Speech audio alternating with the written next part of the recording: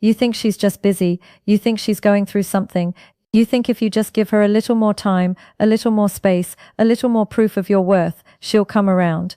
But here's the truth you're avoiding. She's not confused. She's not overwhelmed. She's not waiting for the right moment. She's simply not into you, and the faster you accept that, the faster you reclaim your life. Let's be honest, you already know. Deep down, beneath the justifications and the hope and the mental gymnastics, you already know. You feel it in the pit of your stomach every time you send a text and watch the hours stretch into silence. You feel it when her energy shifts the moment you walk into a room. You feel it in the way she talks about her future, and you're nowhere in the frame. But you ignore it. You bury it. You tell yourself stories because the alternative, accepting that she doesn't want you, feels like failure, and you'd rather live in uncertainty than face that. But here's what I need you to understand. Staying in that uncertainty is costing you more than rejection ever could. It's costing you your time, your focus, your self-respect. Every day you spend trying to decode her mixed signals is a day you're not building the life that would make you magnetic to someone who actually wants you. So if you're serious about breaking this pattern, if you're ready to stop wasting months on people who aren't choosing you, then subscribe right now because you're going to need these reminders. You're going to need this truth every time you're tempted to make excuses for someone who's already shown you where you stand. Here's the thesis. When a woman is not why men miss these signs into you, she doesn't sit you down and explain it. She doesn't owe you a PowerPoint presentation breaking down her feelings. Instead, she shows you through patterns, through distance, through 1,000 small behaviors that all point to the same conclusion. And if you're paying attention, if you're willing to see reality instead of protecting your ego, you'll recognize them immediately. Let me walk you through exactly what those behaviors are. Number 1, her responses are short, delayed, and empty of curiosity. When a woman is into you, conversations flow. She asks questions. She volunteers information about her day, her thoughts, her life. She's curious about yours. She remembers details. She follows up. But when she's not into you, you get one-word answers. Huh? Yeah, cool. You text her a paragraph and she replies with a sentence. You ask her a question and she answers without asking one back. The conversation dies in her hands and you're the one resurrecting it every single time. That's not bad texting. That's not her being shy. That's disinterest. And you know what the worst part is? You keep texting anyway. You keep initiating. You keep carrying the entire weight of the interaction because you're hoping that if you just show enough interest, she'll start reciprocating. But that's not how attraction works. You can't negotiate someone into wanting you. You can't earn desire through persistence, and every message you send into that void is a message to yourself that you're okay being the only one trying. Number 2, she's always busy but never offers alternatives.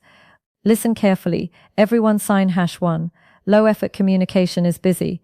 Everyone has obligations, work, stress, life, but when someone wants to see you, they make time.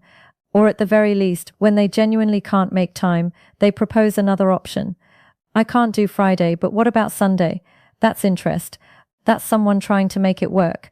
But when she's not into you, every invitation is met with, I'm so busy right now, or I don't know my schedule yet, or maybe I'll let you know. And she never lets you know. She never circles back. She never suggests an alternative. She just leaves you hanging in this weird limbo where you're not rejected, but you're not accepted either. And here's why that's so damaging. It keeps you hoping. It keeps you in orbit. It keeps you available for her attention whenever she feels like giving it, without her ever having to commit to actually spending time with you. That's called breadcrumbing, and it's not accidental. She knows exactly what she's doing. She's keeping you as an option while she explores other ones. Number 3, she talks about other guys in front of you.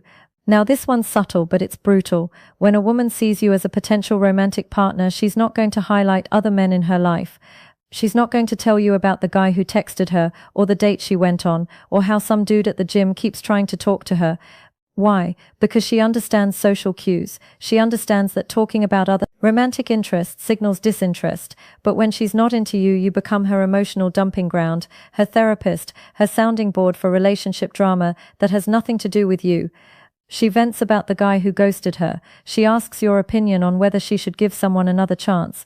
She treats you like a girlfriend, not a man she's attracted to. And you sit there and listen because you think this is your way in. You think if you're supportive enough, understanding enough, patient enough, she'll realize you're the one she should be with.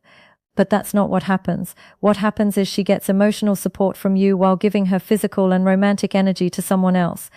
You become the backup, the safe sign #2, inconsistent availability option. The guy she knows will always be there while she takes risks on men who excite her. Number 4, physical touch is non-existent or awkward. Human beings are physical. When there's attraction, there's a natural gravitational pull. Playful touches, proximity, finding excuses to be close. A woman who's into you will lean in when you talk. She'll laugh and touch your arm. She'll position herself near you. She'll create opportunities for physical connection because that tension is magnetic. But when she's not into you, there's distance. She sits across from you, not next to you. She pulls back if you get too close. Hugs are stiff and brief. There's no lingering, no warmth, no electricity, and you feel it. You feel the wall, but instead of accepting what that wall means, you tell yourself she's not a touchy person. You tell yourself she needs to warm up. You tell yourself it'll change, but it won't, because physical attraction doesn't grow out of obligation.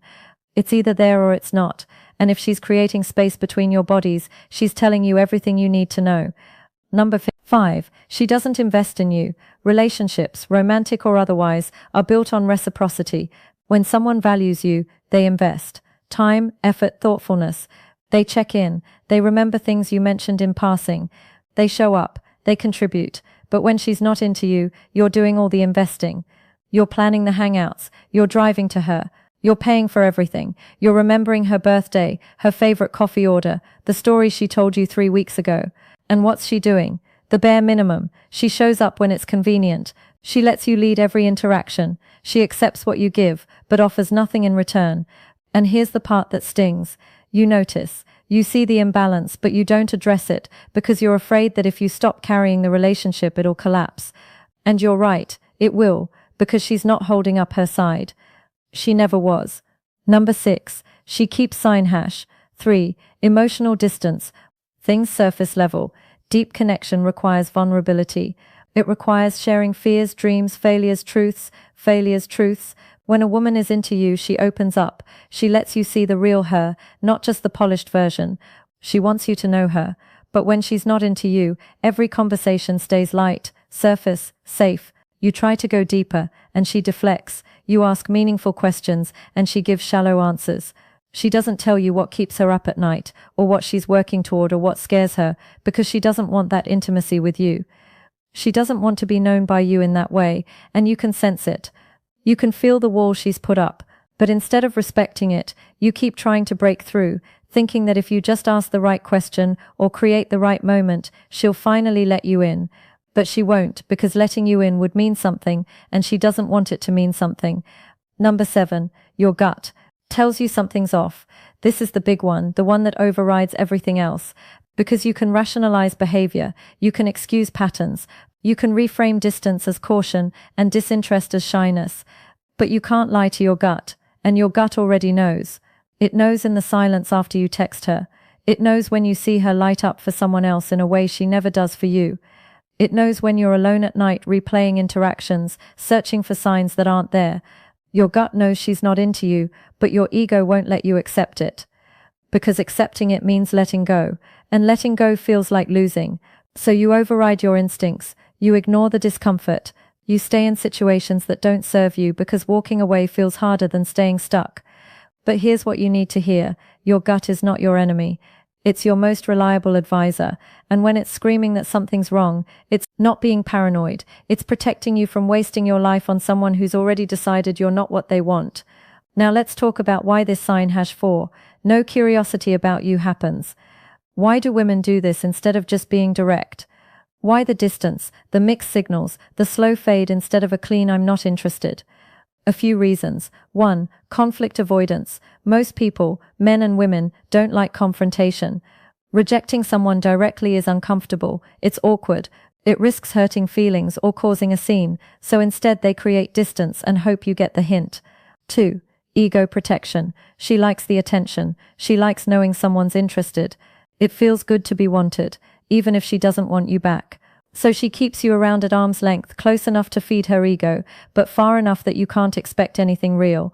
3. Genuine uncertainty, but only for a short window. Maybe she wasn't sure at first. Maybe she was figuring it out. But here's the key: that uncertainty doesn't last long. Attraction clarifies fast, and if weeks or months have passed and she's still giving you breadcrumbs, it's not uncertainty anymore. It's a decision she's decided. She's just not telling you. And here's what this costs you. Every day you spend orbiting someone who doesn't want you is a day you're not available to someone who would. Every ounce of energy you pour into trying to win her over is energy you're not putting into your purpose, your growth, your life. You stop working out because you're too emotionally drained. You stop pursuing opportunities because you're distracted. You stop showing up as your best self because you're stuck in your head trying to figure out what you did wrong or what you need to do differently. And the irony, the thing that would actually make you attractive, focus, mission, self-respect, abundance, is the exact thing you sacrifice while chasing someone who doesn't choose you. You become less of the man you need to be because you're trying to be enough for someone who's already decided you're not. So, let's reframe this. Recognizing that she's not into you is not a loss. It's clarity, it's freedom, it's the sign #5. You initiate everything data you need to stop wasting your time and redirect your energy towards something real. Because here's the truth. You don't want someone who's lukewarm about you. You don't want someone you have to convince. You don't want a relationship that starts with you proving your worth. You want someone who sees you and knows, someone who matches your energy, someone who's excited to be in your life, not tolerating your presence and theirs. Let me paint you a picture of the man who understands this. He doesn't chase, not because he's playing games, but because he knows his value. When he notices disinterest, he doesn't spiral, he doesn't overanalyze, he doesn't double down. He accepts it, respects it, and moves on. He doesn't take it personally because he knows attraction isn't a reflection of his worth. It's just compatibility, timing, preference. He doesn't beg for attention because he's too busy building a life that's worth paying attention to. He doesn't orbit women who don't choose him because his time is too valuable. He doesn't need closure or explanations or validation. He trusts his instincts, honors his boundaries, and walks away from anything that doesn't serve him. And because of that, because he's grounded, self-assured, and selective, he's magnetic. Women notice, they respect it, they're drawn to it. Not all of them, but the right ones, the ones who match his energy, the ones who don't need to be convinced. That's the man you need to become. And here's how. Stop initiating immediately. If you've been the only one reaching out, stop. Not as a test, not as a game, but as a boundary. If she's interested, she'll notice your absence and reach out. If she doesn't, you have your answer. And that answer, as painful as it might be, is the gift of clarity. Redirect your energy, take everything you were investing in her, and put it into sign #6. No future, talk yourself. Your body, your skills, your goals, your circle, your purpose. Become the kind of man who doesn't have time to chase because he's too busy building. Set a standard. Decide right now that you will only invest in people who invest back, that you will only pursue people who make it easy, that you will never again tolerate one-sided effort, and hold that line. Trust your gut. The next time your instincts tell you something's off, don't rationalize it away. Don't make excuses. Don't wait for more proof. Trust it. Act on it. Walk away. Detach from outcomes. Stop trying to control whether she likes you. Stop trying to be enough. You already are enough. For the right person, you won't have to try. And for the wrong one, no amount of trying will ever work. Here's the bottom line. You are not a backup plan. You are not a therapist or an ego boost or a safety net.